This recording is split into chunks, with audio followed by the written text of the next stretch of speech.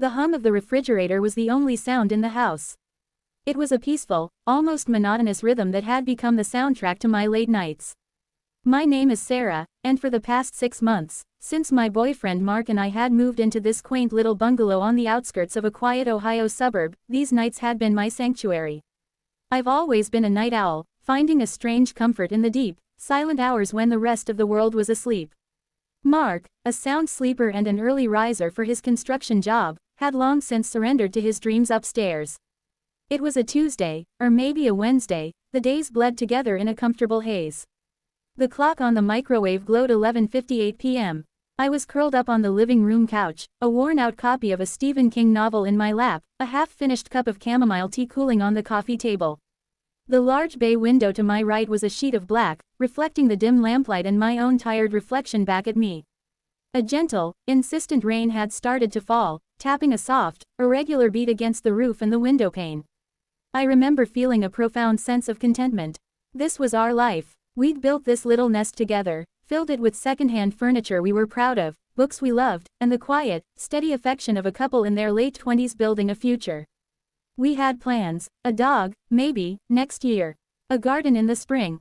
The usual, wonderful, mundane dreams. The first knock was so soft I almost mistook it for a branch tapping the house in the wind. I paused, my finger holding my place on the page, and listened. The rain pattered. The fridge hummed. There it was again, a little louder this time. 3 distinct, solid raps on the front door. My heart gave a single, hard thump against my ribs. Who could that be at midnight? Mark's friends knew he was up at 5 a.m. My friends were all either asleep or in different time zones. A prank? A lost delivery driver? The rational part of my brain, the one that had been lulled by the safety of our neighborhood, tried to dismiss it. But a colder, more primal instinct had already set off a quiet alarm in the back of my mind. I carefully placed my book down, the creak of the leather couch sounding abnormally loud in the silence. I padded barefoot to the foyer, the hardwood floor cool beneath my feet. I didn't turn on the main light, not wanting to announce my presence to whoever was on the other side of the door. Through the fisheye peephole, the world outside was distorted, a warped circle of our dark porch and the glistening street beyond. A man stood there. He was tall, with broad shoulders hunched against the rain. He wore a dark, soaked hoodie pulled up over his head, obscuring his face in shadow. Water dripped from the fabric onto the welcome mat my mother had given us. He held something in his hands, cradling it carefully.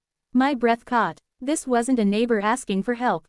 This felt different. Wrong. He knocked again, harder this time, the sound sharp and demanding through the wood. I flinched back from the door. My mind raced. Should I wake Mark? What if this guy was just in trouble? What if he needed help? My Midwestern politeness warred with a deep-seated survival instinct. My phone was on the coffee table. I could call 911. But what would I say? A man is knocking on my door. It sounded so silly. As I stood there, frozen in indecision, the man shifted his weight. He lifted his head slightly, and for a fleeting second, the distant glow of a streetlight caught his profile. I didn't recognize him. He was young, maybe early 30s, with a strong jawline shadowed with stubble. And then he did something that sent a fresh wave of ice through my veins. He reached out and tried the doorknob. It was locked, of course. We were always meticulous about that.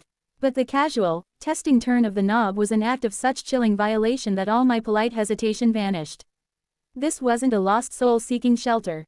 This was an intrusion. I turned and sprinted up the stairs, taking them 2 at a time, my heart hammering a frantic rhythm against my ribs. I burst into our bedroom, the door swinging open and hitting the wall with a thud.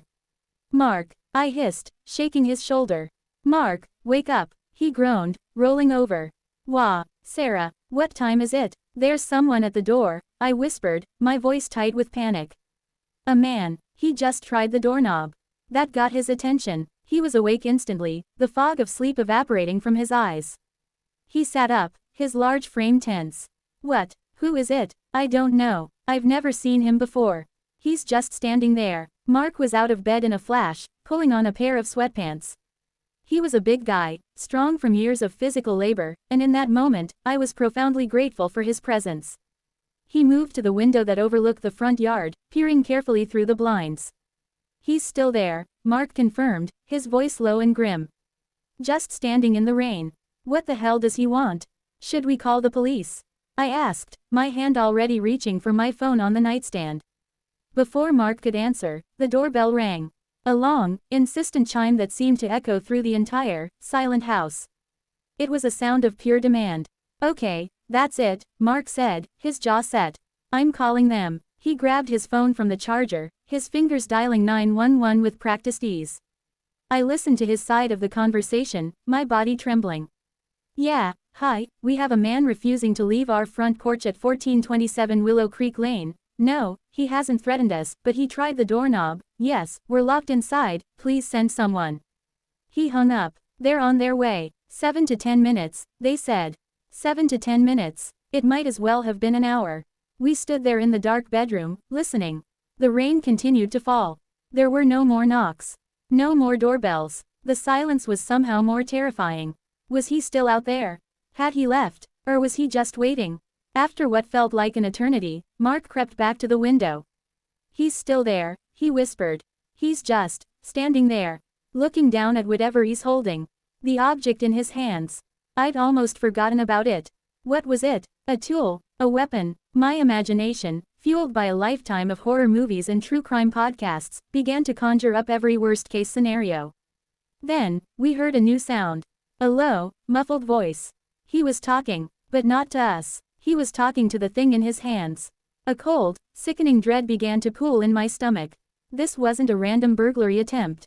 This was something else. Something more unhinged. The minutes dragged on. Each tick of the antique clock on our wall was a hammer blow. I could feel the pressure building in the room, a tightness in my chest that made it hard to breathe. Mark had positioned himself at the top of the stairs, a baseball bat from his high school days held loosely in his hand. I stayed in the doorway of the bedroom, my phone clutched in my hand, my thumb hovering over the call button to redial 911. And then, we saw the flicker of blue and red lights through the window, painting the walls of our room in pulsating color. A wave of relief so powerful it made my knees weak washed over me. We heard the crunch of tires on our wet driveway, the slam of car doors, and the calm, authoritative voices of police officers. Sir, step away from the door. Keep your hands where I can see them. Mark and I rushed to the bedroom window again, watching the scene unfold below. 2 police officers, a man and a woman, approached our porch cautiously. The man in the hoodie didn't run. He didn't seem surprised. He slowly raised his hands, the object he was holding now clearly visible. It was a small, white cardboard box. A bakery box. My confusion deepened. What was happening? We heard the low murmur of conversation but couldn't make out the words. The male officer was talking to the man, while the female officer glanced up at our window and gave a small, reassuring nod. After a few moments, Mark said, I'm going down. Stay here. I wanted to argue, but he was already moving down the stairs. I followed him, staying a few steps behind, my heart still pounding, but now with a bewildering mix of fear and curiosity. Mark unlocked and opened the front door, keeping the chain latch engaged. The rain had softened to a drizzle, and the cool, damp night air washed into the foyer. Are you the homeowners? The female officer asked. She had a kind, steady face. Yes, I'm Mark, this is my girlfriend, Sarah, Mark said, his voice tight. What's going on? Who is this guy? The man in the hoodie was standing with his back to us, his hands now resting on his head as the male officer patted him down. He was younger than I'd initially thought, and as he half turned, I could see his face was pale, his eyes red-rimmed, though it was hard to tell if it was from the rain or from crying. The female officer, whose badge read, Miller, offered a small, almost apologetic smile. This is Leo. He says he knows you, Sarah. My blood ran cold. Knows me. I stared at the man's profile. I had never seen him before in my life. I was certain of it. No, I said, my voice trembling. No, I don't know him. I've never seen him before. Officer Miller nodded. He insists. He said he's been here before. To your birthday party a few months back. My mind raced. My birthday had been in July. We'd had a small barbecue. Just a few close friends from work, Mark's brother, a couple of neighbors. This man, Leo, was not among them. Officer, I have no idea who he is, I repeated, more firmly this time. A sick feeling was starting to churn in my gut. It was then that Leo spoke, his voice raspy and broken. Clara, he said, turning his head to look directly at me. His eyes were full of a desperate, profound sadness. I brought her the cake. Time seemed to stop. The world narrowed to that single, devastating name. Clara. The air left my lungs. Mark's hand, which had been resting on the door, fell to his side. He looked from Leo to me, his face a mask of utter confusion. Clara, Mark said, his voice barely a whisper. Who's Clara? I couldn't speak. I could only stare at Leo, at the box in his hands, at the unbearable grief etched onto his face. The pieces were crashing together in my mind, forming a picture I never could have imagined. The house. This lovely, quiet, little bungalow we had fallen in love with. The one we'd rented for a song because the previous tenants had broken their lease suddenly. The landlord had been vague, saying only that a young woman had lived here before us and had to move out for personal reasons. Her name had been on a piece of misdelivered mail once. Clara Evans. I looked past Leo, at the officer, at the rain-soaked night, and finally back at the small white box. It's her birthday, Leo said, his voice cracking. Today is Clara's birthday. She loved the red velvet cupcakes from the sweet spot. I just wanted to bring her one. I knew she'd be here. A profound, deafening silence fell over all of us. The police officers exchanged a glance, their postures shifting from cautious authority to a somber understanding. The male officer slowly lowered Leo's hands from his head. Mark finally unlatched the chain and opened the door fully. We stood there, the five of us, on the threshold of our home, a home that, until this moment, I had believed was entirely, completely ours. I'm so sorry, Leo whispered, tears now openly mingling with the rainwater on his cheeks. I know it's stupid. I know she's not here. The lawyer told me you had moved in. I didn't know where else to go. Clara Evans, the previous tenant, our age. We'd found a single, silver earring tucked behind the bathroom vanity when we moved in. We'd meant to ask the landlord for her address to return it, but life had gotten in the way, and we'd forgotten. I felt a sharp pang of guilt. What happened to her? Mark asked, his voice gentle now, all the anger and fear gone. Officer Miller answered softly. There was an accident, a car crash, about 8 months ago. She didn't make it. Leo flinched as if he'd been struck.